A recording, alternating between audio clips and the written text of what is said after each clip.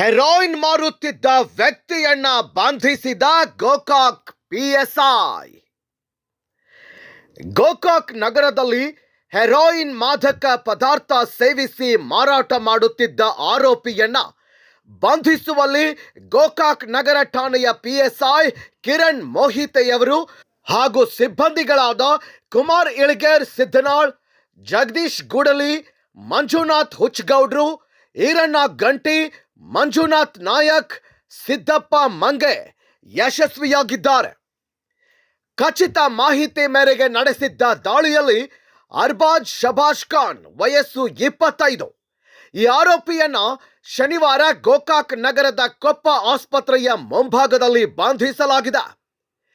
ಈತನಿಂದ 50,000 ಮೌಲ್ಯದ 9 gram 250 milli heroin ಹಾಗೂ silver paper ವಶಕ್ಕೆ ಪಡೆಯಲಾಗಿದೆ.